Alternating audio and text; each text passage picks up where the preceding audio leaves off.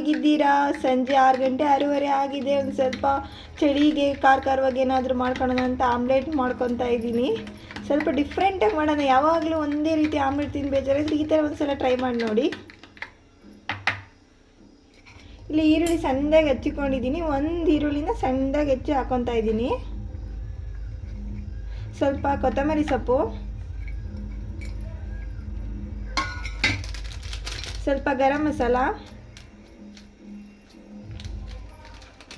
ಸ್ವಲ್ಪ black pepper powder, ಸ್ವಲ್ಪ chilli powder,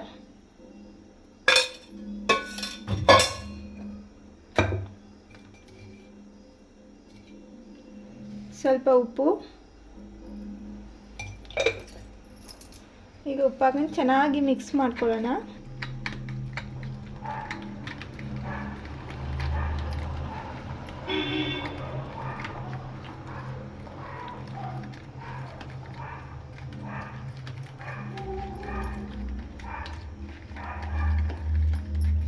ಈಗ ಇದು ಚೆನ್ನಾಗಿ ಮಿಕ್ಸ್ ಆಗಿದೆ ನೋಡಿ. ಈಗ ಒಂದು ದೊಡ್ಡ ಸೈಜ್ ಈರುಳ್ಳಿ ತಗೊಂಡು ರೌಂಡಕ್ಕೆ ಈ ಥರ ಕಟ್ ಮಾಡಿಕೊಂಡಿದ್ದೀನಿ. ಈ ಥರ ಲೇಯರ್ ಥರ ಕಟ್ ಮಾಡಿಕೊಂಡಿದ್ದೀನಿ.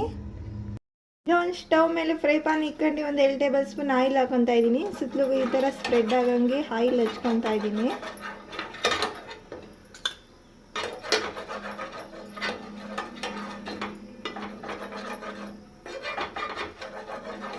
ಈಗ ಪ್ಯಾನ್ ಚೆನ್ನಾಗಿ ಕಾದಿದೆ.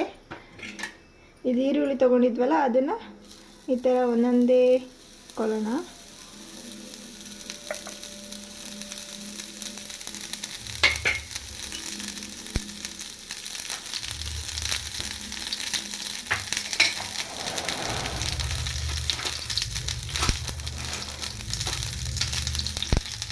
ಈಗ ಆವಾಗಲೇ ಬ್ಯಾಟರ್ ರೆಡಿ ಮಾಡಿ ಇಟ್ಕೊಂಡಿದ್ವಲ್ಲ ಅದನ್ನು ಇದರೊಳಗಡೆ ಹಾಕೊಂಬರೋಣ.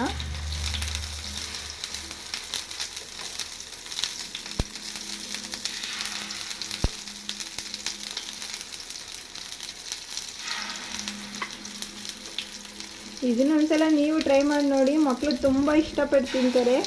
ಮಾಮೂಲಿ ಒಂದೇ ಥರ ಆಮ್ಲೆಟ್ ಮಾಡ್ಕೊಳ್ಳೋದಕ್ಕಿಂತ ಈ ಥರ ಡಿಫ್ರೆಂಟಾಗಿ ಮಾಡಿಕೊಟ್ರೆ ಮಕ್ಕಳುಗಳು ತುಂಬ ಇಷ್ಟಪಟ್ಟು ತಿಂತಾರೆ.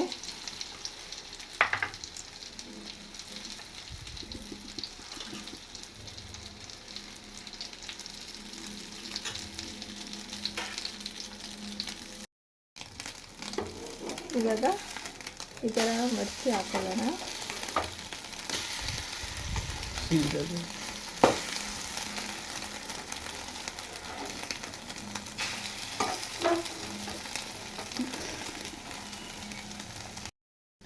ನೋಡಿ ಇವಾಗ ಚೆನ್ನಾಗಿ ರೋಸ್ಟ್ ಆಗಿದೆ, ಚೆನ್ನಾಗಿ ಬೆಂದಿದೆ.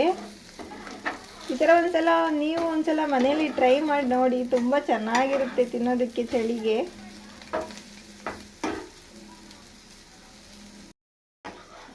ಒಂದು ಪ್ಲೇಟಿಗೆ ಸರ್ವ್ ಮಾಡ್ಕೊಳ್ಳೋಣ.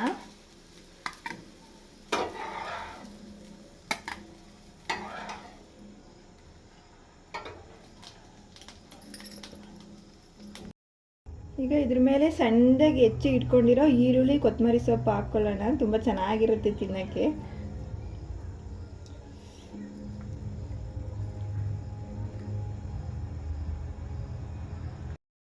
ಯಾರೆಲ್ಲ ನನ್ನ ಚಾನೆಲ್ ನೋಡ್ತಿದ್ದೀರಾ ಪ್ಲೀಸ್ ನನ್ನ ಚಾನೆಲ್ನ ಸಬ್ಸ್ಕ್ರೈಬ್ ಮಾಡ್ಕೊಳ್ಳಿ, ಸಪೋರ್ಟ್ ಮಾಡಿ. Thank you for watching.